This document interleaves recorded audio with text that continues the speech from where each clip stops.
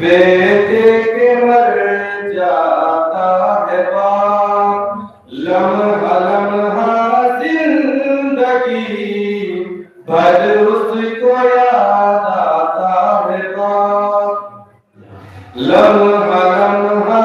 زندگی بھر اس کو یاد آتا ہے باپ، تم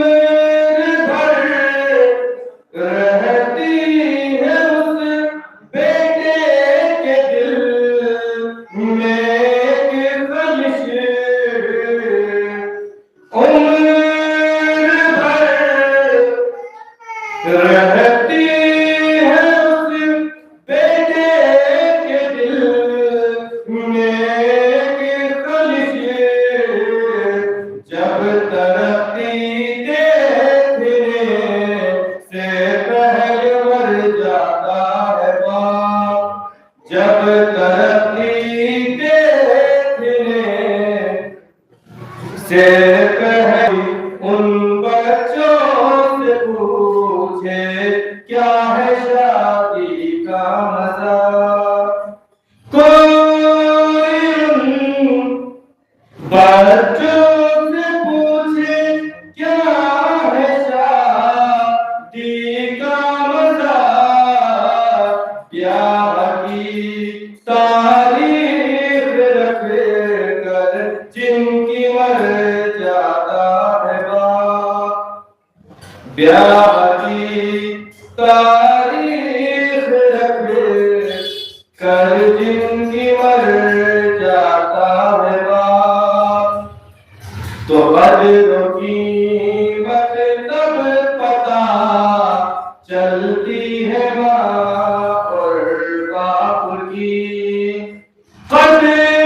و قیمت تب پتہ چلتی ہے ماں اور باپ کی، قدر و قیمت تب پتہ چلتی ہے ماں اور باپ کی، جب خدا کے فضل سے انسان بن جاتا ہے باپ، جب خدا کے فضل سے جب خدا کے فضل سے انسان بن جاتا ہے باپ، تو بود کے پالوں کا مستقبل بنانے کے لیے، خود کے پالوں کا مستقبل بنانے کے لیے، وقت کی منڈی میں سجدے دام بک جاتا ہے باپ، تو کیا صحیح ہے کیا غلط بچوں کی خوشیوں کے لیے، کیا صحیح ہے کیا غلط بچوں کی خوشیوں کے لیے، جو نہ کرنا چاہیے تھا وہ بھی کر جاتا ہے باپ، جو نہ کرنا چاہیے تھا وہ بھی کر جاتا ہے باپ، تو عمر بھر کی ساری محنت کا صلہ اولاد سے، عمر بھر کی ساری محنت کا صلہ اولاد سے، فاتحہ بس فاتحہ بس فاتحہ پاتا ہے باپ، فاتحہ بس فاتحہ بس فاتحہ پاتا ہے باپ، زندگی بھر چلتا رہتا ہے مشینوں کی طرح، زندگی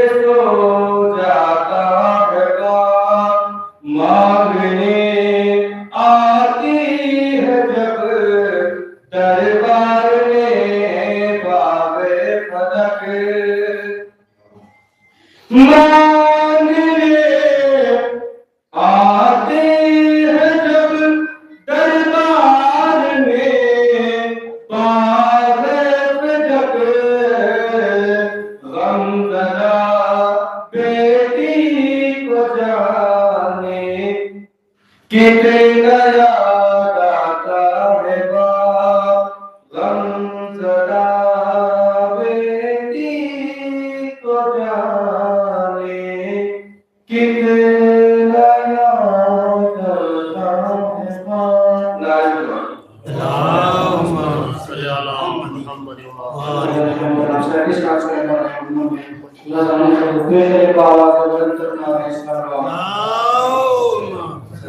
محمد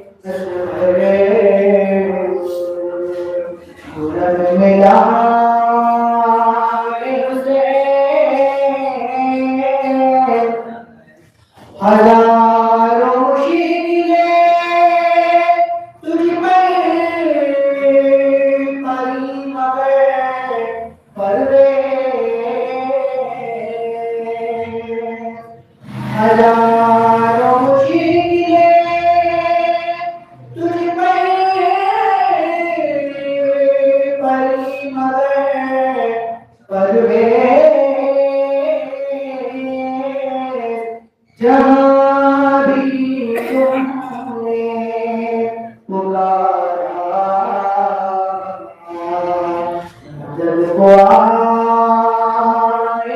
حسین سجائے آئے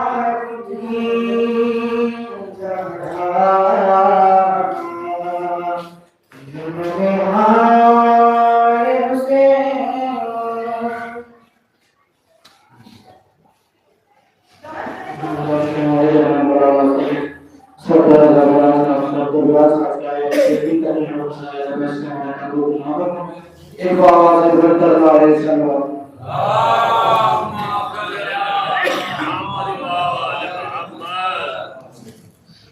اور محمد و آل محمد صلوات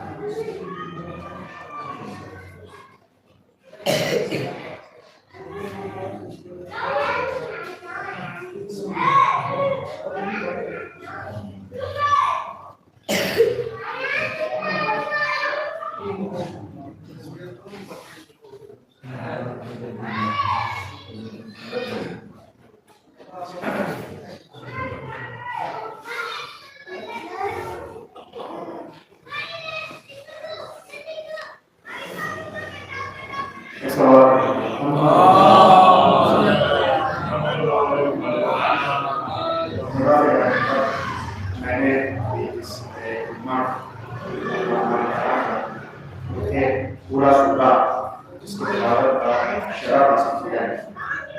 وہ اللہ حضرات جانتے ہیں کہ سورہ کوثر ایک بہت مشہور و معروف سورہ ہے کہ تقریباً اس کو ہم لوگ نماز میں پڑھتے ہیں. جو ہمارے یہاں بھی بچوں کو حفظ لے رہا ہے اور تقریباً ان میں سے بہت سارے حضرات اس سورہ کا ترجمہ جانتے ہیں کہ اس سورہ کا ترجمہ کیا ہے, سورہ کا مطلب ٹرانسلیشن کیا ہے. لیکن پھر بھی تمام اور پیش کر دیتا ہوں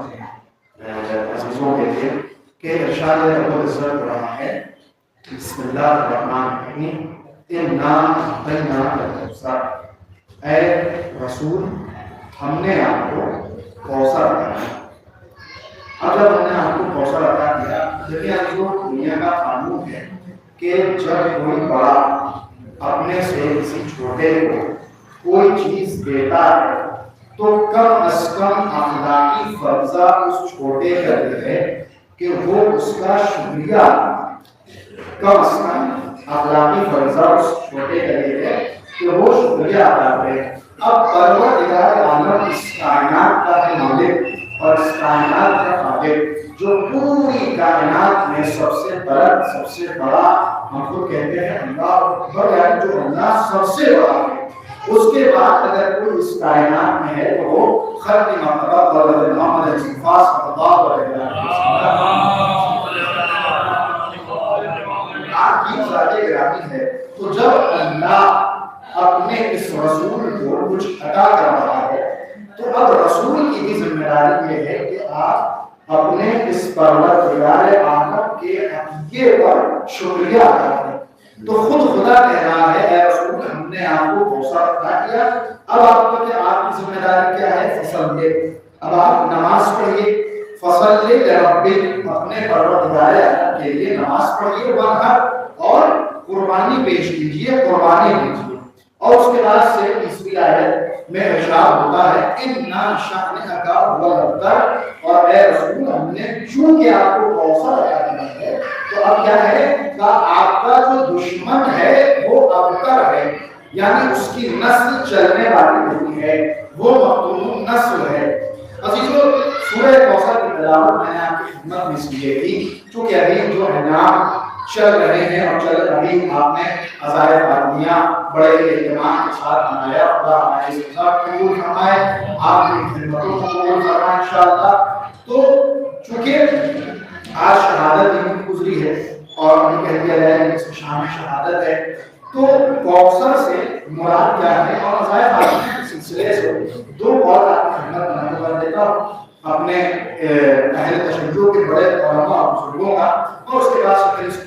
سورہ کے اوپر چند گفتگو آپ کی خدمت میں پیش کروں گا انشاءاللہ. سب سے پہلا قول یہ ہے کہ رہبر معظم آیت اللہ علی خامنہئی رضی اللہ عنہ آپ ارشاد فرماتے ہیں کہ میں توجہ چاہوں گا, میں عزائے فاطمیہ کے دسترخوان سے ملک ایران کے سال بھر کا رزق حاصل کر لیتا ہوں. توجہ, کون؟ رہبر معظم کہ جو ایک ایران کے لیڈر ہیں, سپریم لیڈر ہیں, ذمہ دار ہیں اپنے اس ایران کے, وہ یہ کہہ رہے ہیں کہ میں عزائے فاطمیہ کے توجہ چاہوں گا, میں عزائے فاطمیہ کے دسترخوان سے ملک ایران کے سال بھر کا رزق حاصل کر لیتا ہوں. اب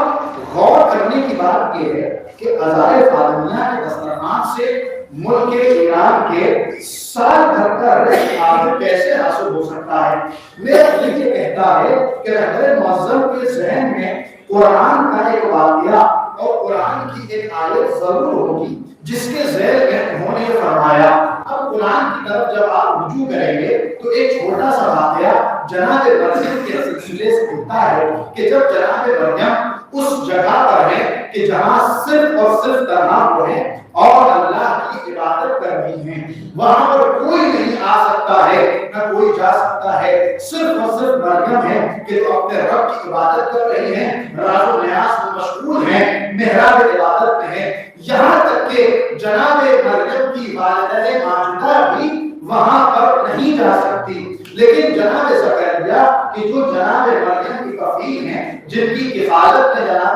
جناب مریم ہیں، وہ وہاں پر جب پہنچے تو کیا دیکھا کہ مریم، قرآن اس واقعے کی عکاسی کر رہا ہے کہ جب زکریا محراب میں پہنچے، میری مریم کے پاس پہنچے تو انہوں نے کیا پایا؟ فوجد عندها رزقا. وہاں پر زکریا نے کچھ رزق پائے. توجہ،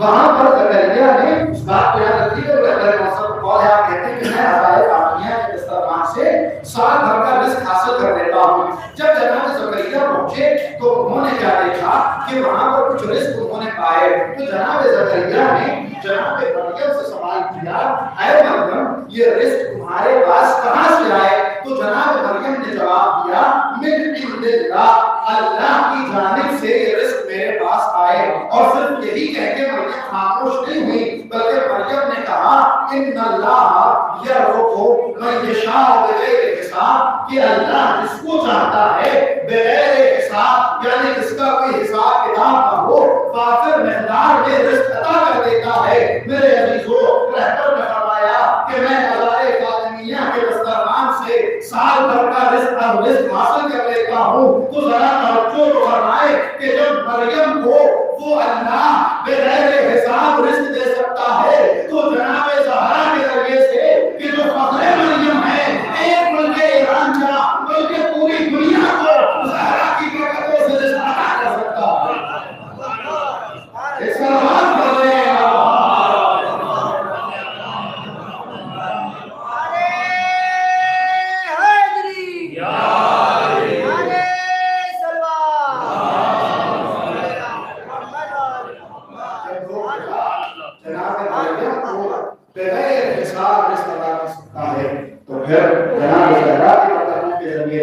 آپ کے تذکرے کے ذریعے سے، آپ کے علوم کے ذریعے سے، آپ کی ذات کے ذریعے سے ہم اور آپ کیوں نہیں رزق باقر مقدار کو حاصل کر سکتے ہیں؟ بس ضرورت اس بات کی ہے کہ زہرا کے در پر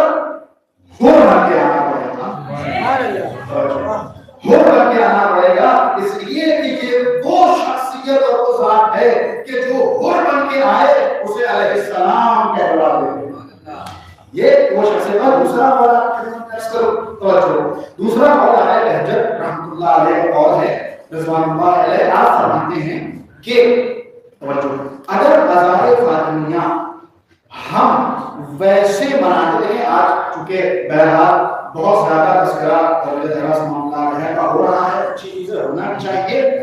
اور اس سے پہلے بھی ہوتا تھا، لیکن کچھ لوگ یہ کہتے ہیں کہ اب زیادہ ہو رہا ہے اور پہلے کا ہوتا تھا. اس کی شاید ان کی بات صحیح ہو، ان کی بات سے انکار نہیں کرتا ہوں، شاید صحیح تھا کہ فیصد صحیح ہے کہ پہلے سے میرے پروگرام یہاں رکھے ہیں اس بات کا فرمائیں گے. لیکن دوسری چیز یہ بھی ہے کہ چونکہ اس وقت جب پہلے ہوتا تھا تو سوشل میڈیا کا ایسا دور نہیں تھا جس کی وجہ سے اگر یہاں پر مجلس ہو رہے ہیں تو دوسرے جگہ تک نہیں پہنچ پاتا تھا وہ آپ کا تذکرہ اور سے. لیکن اب کیا ہے، اب فوراً آپ نے لائیو چالو کر دیا، اب پورے ورلڈ سے جہاں پر چاہے بیٹھ کر دیکھ سکتے ہیں، سن سکتے ہیں. تو بہرحال آپ بہتر فرماتے ہیں کہ اگر ہم نے توجہ چاہوں گا، اگر ہم نے عزائے فاطمیہ کو ویسے منایا ہوگا جیسے ہم عزائے حسین مناتے ہیں تو آج دنیا جیسے امام حسین علیہ السلام کو پہچانتی ہے ویسے ہی حضرت زہرا کی معرفت بھی حاصل کر چکی ہوگی، ویسے ہی آپ کو بھی پہچان چکی ہوتی. یہاں تک تھا آپ قول اور آپ کا جملہ. اب ابھی ایک جملہ اضافہ کرنے کا اس میں دل چاہتا ہے کہ جناب زہرا کا تذکرہ اگر ہم نے ویسے کیا ہوگا کہ جیسے ہم امام حسین کا تذکرہ کرتے ہیں تو آج جیسے دنیا امام حسین علیہ السلام کو صرف اپنے ہی نہیں بلکہ غیر بھی پہچانتے ہیں، ویسے ہی آج جناب سیدہ کو صرف اپنے ہی نہیں بلکہ غیر بھی پہچاننے لگتے. جملہ آپ کی حسین سماعتوں کی نظر کر دوں کہ جس طریقے سے ہم امام حسین کا غم مناتے ہیں ویسے ویسے ہی اگر ہم سجدہ کا غم اور ویسے ہی ہم ہزائے فاطمیہ مناتے تو جیسے آج ایک سچا اچھا اور پکا مسلمان حسین کے قاتلوں پر اپنے بچوں کا نام نہیں رکھتا، ویسے ہی زہرا کے قاتلوں پر بھی کوئی اچھا سچا اور پکا مسلمان اپنے بچوں کا نام نہیں رکھتا۔ اور یہی نہیں، جس طریقے سے اگر ہم امام حسین کا تذکرہ کرتے ہیں، اگر ویسے ہی ہم حضرت زہرا کا تذکرہ کریں تو پھر عالم یہ ہوگا کہ جیسے آج دنیا والوں کے سامنے حسین کا قاتل بے نقاب ہے، ویسے ہی زہرا کا قاتل بھی بے نقاب ہوگا۔ ایک صلوات پڑھیں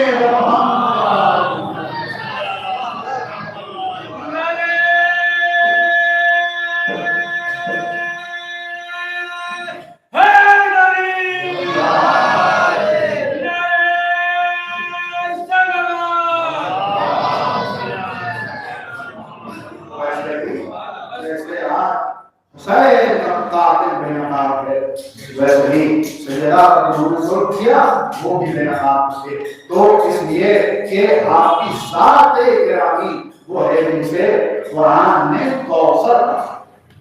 قرآن نے کوثر کہا ہے۔ ابھی تو دیکھیں قرآن نے یہ نہیں کہا رسول ہم نے آپ کو بیٹھ دیا، یہ نہیں کہا رسول ہم نے آپ کو زیادہ نام کے ساتھ نہیں، بلکہ اشارہ کیا ہے اے رسول ہم نے آپ کو کوثر کہا۔ آپ حیران جانتے ہیں کہ کوثر سے مراد کیا ہے، لیکن تھوڑی دیر کے لیے فرض کیجئے کہ آپ کو یہ نہیں معلوم کہ کوثر سے مراد کیا ہے۔ فرض کیجئے آپ کو نہیں معلوم کہ کوثر سے مراد کیا ہے، آپ کے سامنے آیت پڑھی اِنَّا أَعْطَيْنَاكَ الْكَوْثَرَ، اے رسول ہم نے آپ کو کوثر دیا۔ اب آپ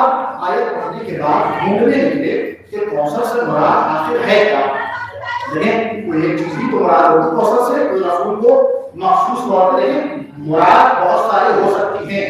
لیکن اصل جو پروردگار عالم عطا کرنا چاہ رہا ہے، جو دے رہا ہے، وہ ایک چیز ہوگی مراد۔ اب جب آپ نکلے تو آپ نے تفسیروں کو ڈھونڈنا شروع کیا، ان تفسیروں کے بیچ میں ایک تفسیر جسے تفسیر الکبیر کہتے ہیں، جو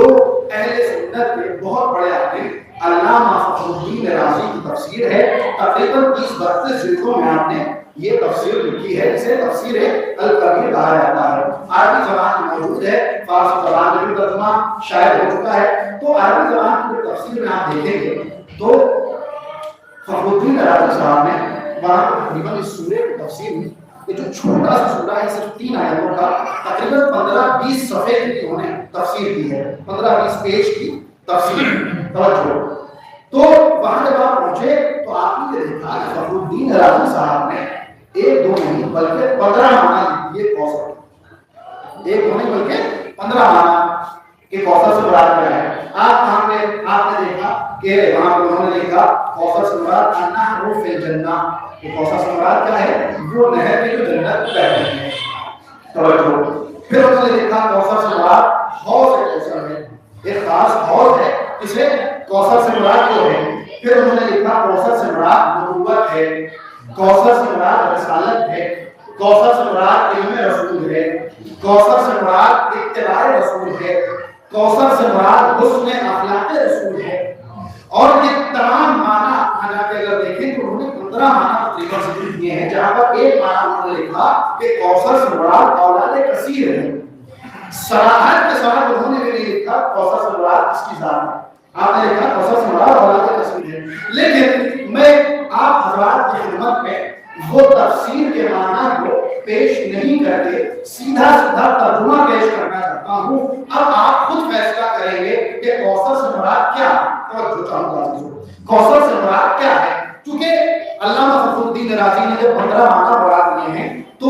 اب تفسیر کی عمیق اور گہری باتوں میں جانے کے بجائے ہمارا ایک عام انسان یہ سمجھے صرف ترجمے کے ذریعے سے کہ خدا نے کوثر سے مراد کیا دیا ہے، کوثر سے مراد خدا رب العالمین نے کیا دیا ہے۔ اب آپ ترجمہ کیجئے۔ ترجمے سے پہلے ایک بات آپ کی خدمت میں عرض کروں کہ ہم میں سے کوئی عام انسان کبھی بھی کوئی بے ربط بات نہیں کرتا، کبھی بھی کوئی بے ربط بات نہیں کرتا۔ عام انسان، مثال دیتا ہوں آپ کی خدمت میں، مثال کے طور پر مجھے بخار ہوا، سر میں درد ہوا، میں سیاح بھائی کے پاس پہنچا اور پہنچنے کے بعد میں نے سیاح بھائی سے کہا کہ بھائی میرے سر میں درد ہو رہا تھا، آپ کوئی دوا لکھ دیجیے۔ سیاح بھائی نے ایک دوا چھوٹی سی لکھی پر اس پہ پرچے کا اور انہوں نے دے دیا اور کہا کہ یہ دوا آپ لے لیجیے گا اور ایک دوا ایک گولی صبح میں ایک گولی شام میں لے کے رات کو سو رہے گا، انشاءاللہ آپ کا دشمن بے اولاد ہے۔ آپ کا دشمن جو اولاد ہے کیا ہوا؟ آپ کی حسین سماعت اور حسین مسکراہٹ یہ بتا رہے ہیں کہ یہ بات یہ نہیں کہہ سکتے، یہ بات یہ نہیں کہہ سکتے۔ وجہ کیا ہے؟ وجہ یہ ہے کہ ایک عقل مند انسان کبھی بھی بے ربط بات نہیں کرتا۔ اس دو گولیوں کا میرے سر کے درد کا دشمن کے بے اولاد رہنے سے کیا ہوا؟ دشمن کے مقتول نسل رہنے سے کیا ہوا؟ تو معلوم یہ ہوا کہ ایک عام انسان کبھی بھی جب ایک کلام کر رہا ہے تو ربط والی بات کرتا ہے، کبھی بھی بے ربط بات نہیں کرتا۔ اگر وہ بے ربط بات کر رہا ہے اس کا مطلب وہ عقل مند انسان نہیں ہے۔ تو عزیزو علامہ فخر الدین رازی نے کیا کہا؟ علامہ فخر الدین رازی نے کہا کہ کوثر سے مراد علم رسول ہے، کوثر سے مراد علم رسول ہے۔ اب جب ہم نے اس سورہ کوثر کا ترجمہ کیا، اے رسول ہم نے آپ کو کوثر کیا، اے رسول ہم نے آپ کو جب علم دیا ہے تو کوثر سے مراد علم ہے، اے رسول ہم نے آپ کو علم دیا، فصل لے ربک وانحر، اب آپ نماز پڑھیے اور قربانی پیش کیجیے، بات سمجھ میں آتی ہے۔ کوثر سے مراد نبوت کی، اے رسول ہم نے آپ کو کوثر عطا کیا، نماز پڑھیے قربانی دیجیے، بات سمجھ میں آتی ہے۔ اے رسول ہم نے آپ کو وہ نہر جو جنت میں بہ رہی ہے وہ دی، اب آپ نماز پڑھیے قربانی دیجیے، بات سمجھ میں آتی ہے۔ اے رسول ہم نے آپ کو رسالت عطا کی، اب نماز پڑھیے قربان۔ جو معنی علامہ فخر الدین رازی نے لکھے ہیں ان معنی کو کوثر کی جگہ پر رکھتے چلے جائیں گے اور ترجمہ کرتے چلے جائیں گے، بات آپ کو سمجھ میں آئے گی کہ اگر نبوت مراد ہے انا اعطیناک الکوثر، اے رسول ہم نے آپ کو کوثر یعنی نبوت دی، نماز پڑھیے قربانی دیجیے، اے رسول ہم نے آپ کو علم دیا، نماز پڑھیے قربانی دیجیے۔ لیکن دو آیتوں کا آپس میں ان 15 معنوں میں ربط تو سمجھ میں آتا ہے، لیکن وہ تیسری آیت کہاں لے جائیں گے جہاں خدا یہ کہہ رہا ہے اے رسول ہم نے آپ کو کوثر دیا، نماز پڑھیے قربانی دیجیے، آپ کا دشمن بے اولاد رہے گا۔ میرا مطلب بتائے کہ علم دینے سے اور دشمن کے بے اولاد ہونے سے کیا ربط؟ نبوت دینے سے دشمن کے بے اولاد ہونے سے کیا ربط؟ رسالت دینے سے دشمن کے بے اولاد ہونے سے کیا ربط؟ حکمت دینے سے دشمن کے بے اولاد ہونے سے کیا ربط؟ نبوت دینے سے اور کوثر دینے سے دشمن کے بے اولاد رہنے سے کیا ربط؟ میں کہوں گا اے فخر الدین رازی، اے علامہ فخر الدین رازی، کم از کم آپ نے اس سورے کے ترجمے کے اعتبار سے وہ معنی مراد لیے ہوتے جو اللہ نے مراد کیے ہیں۔ اس لیے کہ جب ایک عام آدمی بے ربط بات نہیں کرتا تو وہ خدا کہ جو عالم کائنات ہے، جو کائنات کو سب سے زیادہ جاننے والا ہے، جو اللہ کل شیء قدیر ہے، وہ بے ربط بات کیسے کر سکتا ہے؟ وہ یہ کیسے کہہ سکتا ہے کہ رسول ہم نے آپ کو علم دیا، نماز پڑھیے قربانی کیجیے اور آپ کا دشمن صاحب اولاد نہیں ہوگا؟ اے رسول ہم نے آپ کو نبوت دی، نماز پڑھیے قربانی کیجیے، آپ کا دشمن صاحب اولاد نہیں ہوگا۔ گویا یہ ماننا پڑے گا کہ کوثر سے مراد کوئی ایسی شخصیت ہے، کوئی ایسی ذات ہے، بلکہ یوں کہوں کہ کوئی ایسی اولاد ہے کہ جس کا وقت دشمن کے بے اولاد ہونے سے ہے۔ تو صحیح یہ مانو کہ کوثر سے مراد نہ علم رسول ہے، نہ فضل رسول ہے، نہ نبوت رسول ہے، نہ رسالت رسول ہے، نہ حوض کوثر مراد ہے۔ اگر ترجمہ یہ کرو گے تو آخری معنی آخری آیت کا ربط سمجھ میں نہیں آئے گا، لیکن جب یہ ترجمہ کیا جائے گا اے رسول ہم نے آپ کو فاطمہ عطا کی، ہم نے آپ کو بیٹی عطا کی، بس یہ جو بیٹی عطا کی اس کے بدلے میں آپ نماز پڑھیے قربانی کیجیے، اور چونکہ ہم نے یہ بیٹی عطا کی ہے اس لیے آپ کا دشمن بے اولاد رہے گا۔ ایک صلوات پڑھو گے۔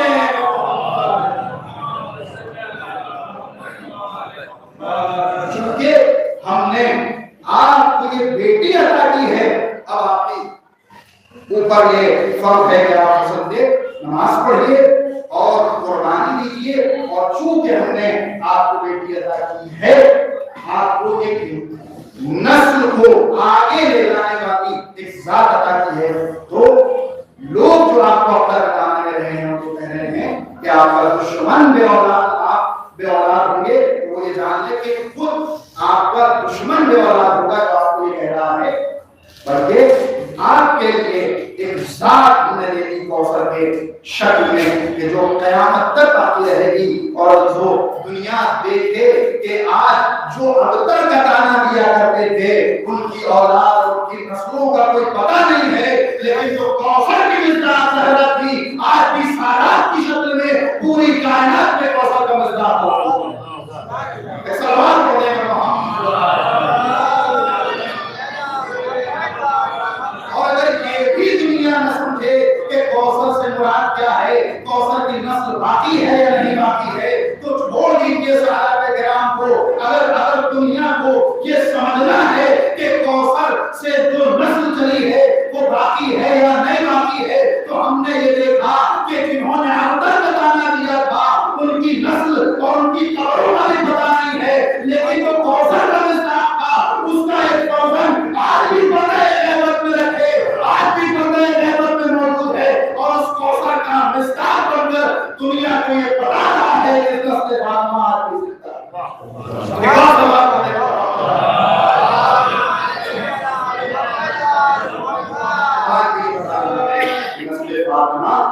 آج بھی اس پر غیبت چلتا ہے۔ اور جو ایک واقعہ آپ خدمت میں پیش کروں جو میں نے خود تو کسی کتاب میں نہیں پڑھا، لیکن ایک بزرگ عالم علامہ جوہری کے واقعے کو پڑھا کرتے تھے، ان کی چونکہ وہ بھی ثواب میں شامل ہو جائے، اور امانت بھی یہی ہے خطیب کی کہ اگر وہ کہیں سے پڑھ رہا ہے تو اس کو بتا کے پڑھے کہ لوگ یہ نہ سمجھیں کہ اللہ علی پڑھ گیا ہے۔ میں نے ابھی تک ڈھونڈا لیکن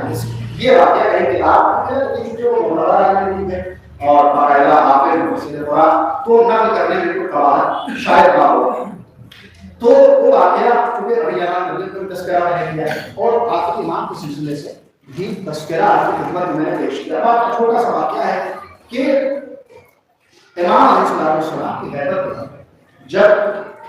دور چل رہا تھا تو اس دور میں اس دور میں ایک دربار میں، بادشاہ کے دربار میں یہ بحث چھڑی کہ مریم افضل ہے جناب محمد زہرا صلی اللہ علیہ وسلم، یہ بحث چھڑی۔ اب جب یہ بحث چھڑی تو لوگوں میں چڑیاں ہونے لگے، گانا پسند ہونے لگے، کون بہتر ہے کون افضل ہے اور کس کا مرتبہ ان کے بات ہے۔ تو بادشاہ جو وہاں پر تھا اس نے لوگوں کو بلایا، بلانے کے بعد پوچھا کہ یہ بحث سنی ہے کہ بہتر اور افضل کون ہے، جناب زہرا سلام اللہ علیہ کا معیار آپ کی فضیلت زیادہ ہے، لیکن دونوں آسماں ہیں، دونوں ظاہرہ بھی ہیں۔ تو ان کے علماء اس وقت جو تھے، یعنی جو درباری علماء اس وقت موجود تھے، وہ یہ جانتے تھے کہ بادشاہ جو ہے وہ جناب زہرا سلام اللہ علیہ کے ماننے والوں میں سے نہیں۔ اگر ہم نے یہ کہہ دیا کہ آپ کی ذات بیانی افسر تھی تو ممکن ہے کہ ہمارے اوپر کچھ ٹیکس ہو جائے، کچھ ظلم ہو جائے، تو چونکہ بادشاہ کے دسترخوان پر پڑھنے والے علماء ہیں، انہوں نے کہا کہ ایسا ہے ہمیں کر بتائیں گے کہ جناب زہرا سلام اللہ علیہ افسر تھی یا جناب مریم۔ دوسرا دکاندار ہوا، دربار سج گیا، سجنے کے بعد سے لوگ آ کے بیٹھے، بادشاہ نے پوچھا بتاؤ کون افسر ہے، جناب مریم سلام اللہ علیہ افسر ہے، جناب زہرا سلام اللہ علیہ۔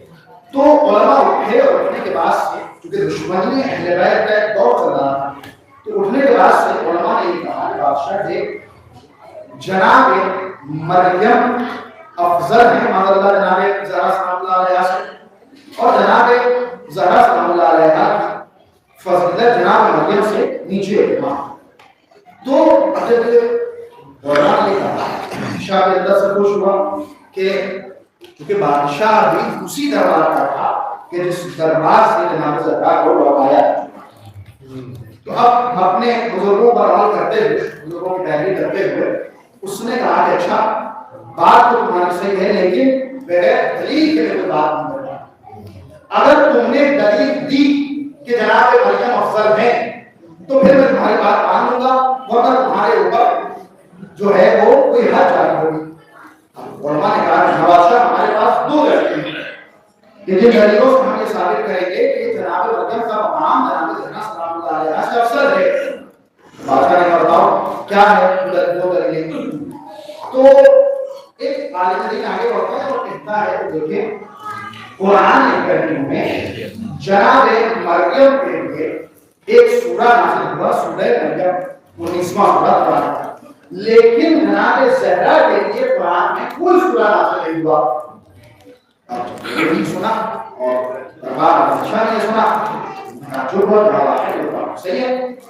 اس کے بعد وہ کہتا ہے کہ قرآن میں جناب مریم کے لیے لفظ استعمال ہوا ہے لفظ طہارت، طہارکے، ان اللہ استفاقے و طہارکے واستفاقے علی نساء العالمین، اور جناب زہرا سلام اللہ علیہا کے لیے لفظ طہارت کا کوئی استعمال نہیں ہوا، کوئی استعمال نہیں ہوا۔ اب جب یہ دو دلیلیں اس نے پیش کر دی تو اسی دربار میں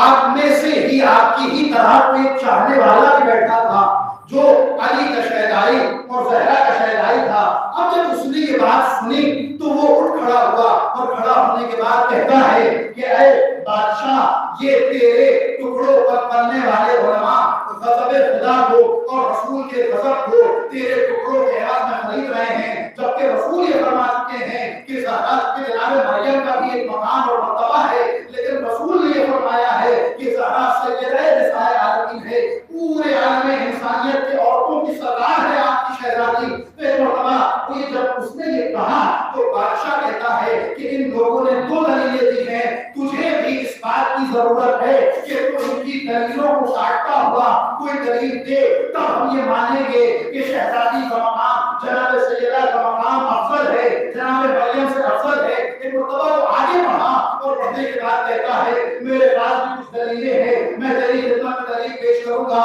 کا بتا کیا دلیل ہے؟ دلیل یہ ہے کہ یہ لوگ یہ کہتے ہیں کہ جناب مریم کے لیے قرآن میں ایک سورہ نازل ہوا، سورہ مریم، تو جان لے کہ سیدہ وہ ہے جس کے لیے قرآن میں ایک سورہ نہیں بلکہ دو سورے نازل ہوئے۔ ایک سورہ کوثر جناب سیدہ کے لیے نازل ہوا، ایک سورہ انسان سورہ دہر جناب سیدہ کی شان میں نازل ہوا۔ اب یہ دو سورے بتا دیے۔ اس کے بعد کہتا ہے کہ یہ لوگ یہ کہتے ہیں کہ طہارت کا لفظ طہارت قرآن میں جناب مریم کے لیے صرف ایک مرتبہ استعمال ہوا۔ میں یہ کہتا ہوں کہ جناب زہرا کے لیے دو مرتبہ استعمال ہوا، وہ بھی ایک ہی آیت میں استعمال ہوا۔ یہ آیت پڑھتے ہیں ان اللہ استفاقے وطہرکے واستفاقے علی نساء العالمین، تو سن لے کہ میری شہزادی وہ ہے کہ جس کے لیے قرآن صرف ایک مرتبہ نہیں بلکہ دو مرتبہ کہتا ہے انما یرید اللہ لیظہر عنکم الرجس اہل البیت ویطہرکم تطہیرا۔ یطہرکم بھی کہا، تطہیرا بھی کہا، گویا یہ بات معلوم ہوئی کہ جناب مریم کے لیے صرف ایک مرتبہ لفظ طہارت ہے اور میری شہزادی وہ ہے جس کے لیے دو مرتبہ لفظ طہارت کا استعمال ہوا۔ اس بات کو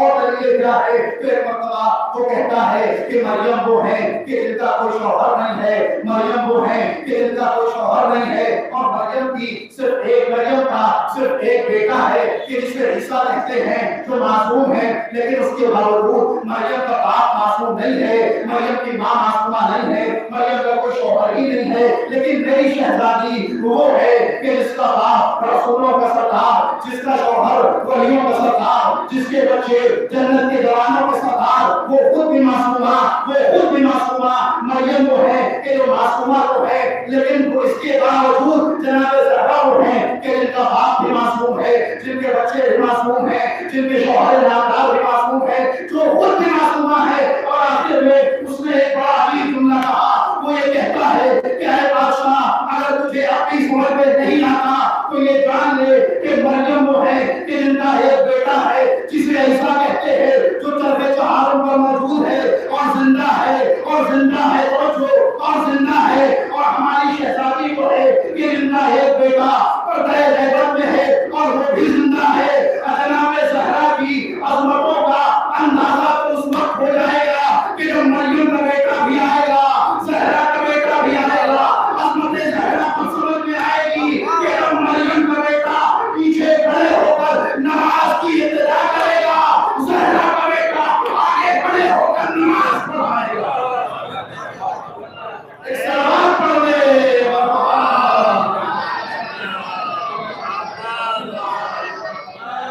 عظمت زہرا کو اس وقت سمجھ میں آ جائے گی کہ جب مریم کا بیٹا زہرا کے فرزند کے پیچھے کھڑا ہوگا اور زہرا کا فرزند آگے کھڑے ہو کر نماز پڑھائے گا، تب کہیں جا کر یہ سمجھ میں آئے گا کہ زہرا کی فضیلت کیا ہے اور زہرا کی عظمت کیا ہے۔ تو چونکہ یہ زہرا وہ ہے کہ جو کوثر کا مصداق ہے، رسول کیا کر رہے ہیں؟ رسول کو حکم ہوا ہے سمجھے کہ اے رسول آپ نماز پڑھیے اور قربانی دیجیے، نماز پڑھیے اور قربانی دیجیے، اور آپ کا دشمن ابتر رہے گا۔ بس سمجھ لیا میں نے، آپ کا دشمن ابتر رہے گا۔ تو عزیزو، اب یہ نماز کون سی نماز ہے؟ شاید میرا دل یہ کہتا ہے کہ یوں تو رسول نمازیں پڑھا کرتے ہیں جن کے لیے رسول کو خدا یہ کہہ رہا ہے کہ اے میرے چادر اور پگڑی روکنے والے راتوں کو ذرا کم جایا کریے، لیکن وہی خدا یہ کہہ رہا ہے فصل لے اے رسول نماز پڑھ کے، گویا عظمت صدیقہ طاہرہ بھی بتائی جا رہی ہے، چونکہ وہ خدا کے جو رسول سے یہ کہہ رہا ہے اے رسول راتوں کو کم زیادہ کرو، جب یہ ذات زہرا رسول کی خدمت میں پیش کی جا رہی ہے تو کہا جا رہا ہے نماز پڑھا کرو، کہا جا رہا ہے نماز پڑھا کرو، اور فصل لے اے رسول نماز پڑھ کے۔ ہم نے یوں دیکھا کہ رسول اپنی حیات طیبہ میں مستقل عبادت کر رہے ہیں، نمازیں پڑھ رہے ہیں، لیکن ایک خاص نماز ہم نے دیکھی کہ رسول مسجد نبوی میں سجدے کی حالت میں ہیں، کہ اس سجدے کی حالت میں یہ ہم نے دیکھا کہ نمازیوں کے بیچ میں سے ایک بچہ آگے آیا، اور آنے کے بعد رسول کے پشت پر سوار ہو گیا۔ اب جب رسول کے پشت پر سوار ہوا تو رسول نے ایک مرتبہ نہیں، دو مرتبہ نہیں، تین مرتبہ نہیں، بلکہ 70 مرتبہ سبحان ربی الاعلی و بحمدہ، سبحان ربی الاعلی و بحمدہ کہہ دیا۔ عزیزو، گویا حسین پشت رسول پر سوار ہو کر، بلکہ یوں کہوں کہ اس کوثر کا مصداق پشت رسالت پر سوار ہو کر یہ بتا رہا ہے کہ اے میرے نانا، آپ کو حکم ہوا ہے نا کہ ہم نے آپ کو کوثر عطا کیا ہے، تو اس کوثر کے بدلے میں آپ نماز پڑھیے، تو اے میرے نانا آپ نماز کو ادا کیجیے، اور یہ پشت پر جو حسین بیٹھا ہے وہ بنہا کی تفسیر بن کر سامنے آئے گا، اور کربلا میں وہ قربانیاں پیش کرے گا کہ دنیا دیکھے گی کہ ان شان اللہ وہ اختر کی تفسیر اس طریقے سے سمجھ میں آئے گی کہ حسین کا گلا ہوگا، اور ان شان اللہ کا یعنی جو ظالمین ہے جو رسول کو اختر کا تانا دیا کرتے ہیں ان کا خنجر ہوگا، لیکن اس کے باوجود بھی کوثر کا مصداق پوری دنیا میں چھایا رہے گا، اور جو خنجر چلائیں گے ان کی نسلوں کا پوری دنیا میں کوئی پتہ نہ ہوگا۔ ایک سوال پڑھنے والا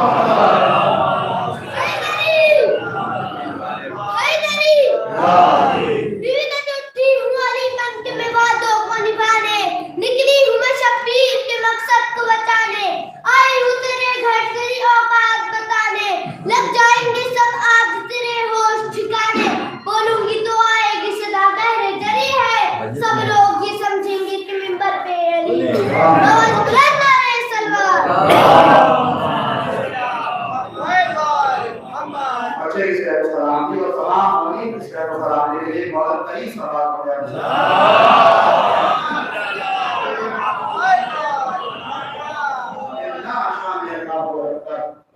رسول نے آپ نے رسول نے آپ کو کوثر عطا کیا، فصلی نماز پڑھیے۔ رسول نماز پڑھ کے دکھا رہے ہیں کہ شکریہ خدا رب العالمین کا کیسے ادا کیا جا رہا ہے۔ اور حسین مجد رسالت پر سوار ہو کے مرحم تفسیر کے سامنے آ رہے ہیں، اور اتنا شان کا وہ لفتر کا جو اعلان ہے اسے حسین کربلا کے میدان میں پورا کر رہے ہیں، اور یہ دکھا رہے ہیں کہ دیکھو ہم ہی اس کوثر کے مصداق ہیں، ہم ہی وہ ہیں کہ اس کوثر کے مصداق ہے۔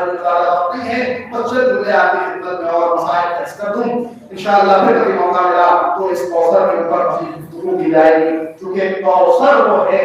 کہ جس کے لیے رسول نے بڑی صعوبتیں برداشت کی ہیں، اور خود کوثر خود ذات کے کوثر یعنی محرم ہیں کہ جنہوں نے واقعی طور پر وہ مصیبتیں اور صعوبتیں برداشت کی ہیں کہ یہی جو یہ مسئلہ کرنا ہوا صحبت علیہ مساحب اور نہا صحبت علیہ میں سر ہونا کہ اگلے بابا آپ کے بعد میرے اوپر وہ مصیبتیں پڑی، وہ مسائل اٹھائے گئے کہ اگر وہ مظالم محمد دن مقرر جاتے ہیں تو وہ مثل شب تبدیل ہو جاتے ہیں۔ جو آپ مسلسل بیوی کے مسائل، ایک مظلومہ بھی شہیدہ بھی پھر اس کا حق حاصل کرنے لگا، اس کے مسائل آپ مسلسل پھر دنوں سے سنتے چلے آتے ہیں۔ آپ دین کا ذریعہ کر رہے ہیں، اس کوثر کے اوپر آپ کو بہان کرتے ہیں کہ جو واقعہ اس قدر مظلومہ ہے، اس قدر مظلومہ ہے کہ 18 برس کی بیوی ہے، لیکن اس 18 برس میں میرے بیوی کی کمر ٹوٹ گئی اور اتنے مسائل اٹھائے گئے، میرے بتانے پتا ہے بیوی اپنے بابا کو یاد کرتی رہی، اور یاد کرتے کرتے صرف 75 یا 95 کی مدت کے بعد شہزادی اس کائنات سے رخصت آپ جب مجلسوں میں آتے ہیں تو آپ کا یہ ہے کہ مجلسوں میں ہم آ کر حسین کا تذکرہ کرتے ہیں اور حسین کا مسئلہ شہزادی سرکار پیش کرتے ہیں، لیکن آج تھوڑا سا قانون بنتا ہوا ہے تو قانون یہ بنتا ہے کہ آج حسین کا مسئلہ شہزادی کو پیش نہیں کرتا، بلکہ شہزادی کی ٹوٹی ہوئی بستیوں کا مسئلہ حسین کی خدمت میں پیش کرتا ہے۔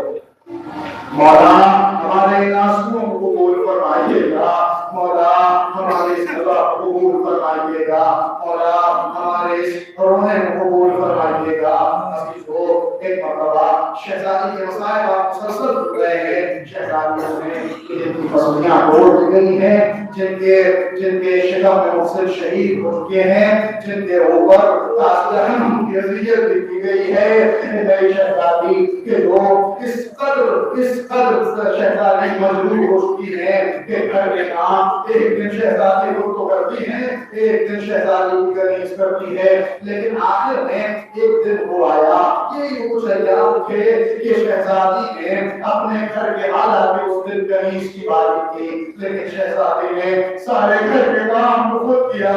حسن و حسین کو تیار کیا، مزار رسول تک لے کر آئی، اور آنے کے بعد مزار رسول پہ روایت کے بولے ہیں، مزار رسول پہ حسن و حسین کو چھوڑا اور یہ کہا اے حسنین اپنے ماں کے لیے رسول خدا نماز پڑھے گے، اللہ کی بارگاہ میں دعا کرنا۔ شہزادی واپس آ گئی اور واپس آنے کے بعد ابھی جو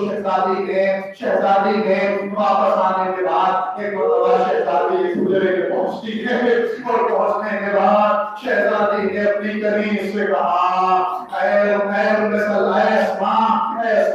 میں اس حجرے میں کھڑا گئی ہوں جب تک تسبیح و تحلیل کی ہوا بہتی رہے، سمجھ لینا تمہاری شہزادی زندہ ہے، لیکن جب اس تسبیح و تحلیل کی آواز بند ہو جائے سمجھ لینا زہرا اس کائنات سے رخصت ہو گئی۔ حجرے میں شہزادی ہے، حسن و حسین نانا کی قبر پر ہے، علی مسجد میں مسجد میں خطبہ دے رہے ہیں، ادھر فاطمہ ادھر سیدہ ہے کہ جو تسبیح و تحلیل میں مشغول ہے۔ ایک مرتبہ تھوڑی ہی دیر گزری تھی کہ اسماء کے کانوں میں تسبیحات کی آوازیں آنا بند ہو گئی۔ ایک مرتبہ اسماء چلائی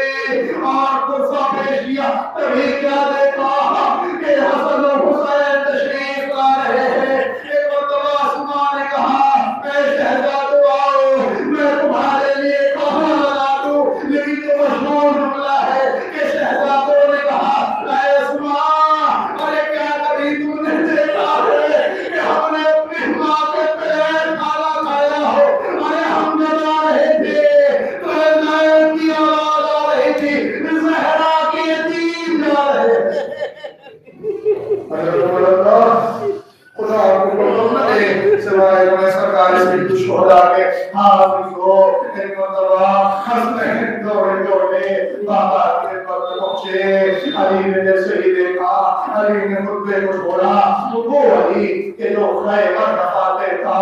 تاریخ لکھتی ہے علی روح کے بل زمین پہ گر گئے، اتنا اکیلا محسوس کیا، شہزادی کے قریب آئے، اور جب شہزادی کے قریب آئے تو شہزادی کے سرانے وصیت نامہ پایا جس پہ تحریر تھا، اے علی وقت کی رخصت کی گھڑی آ چکی ہے، اے علی حنبنی تمہیں مجھے قنوت دینا، اے علی غسلنی تمہیں مجھے غسل دینا، اے علی کفنی تمہیں مجھے کفن دینا، ودفنی باللیل اور رات کے سناٹے میں مجھے دفن کر دینا، اور اے علی دھیان رہے کہ جب میں اس دنیا سے چلی جاؤں اور میرا جنازہ اٹھ کے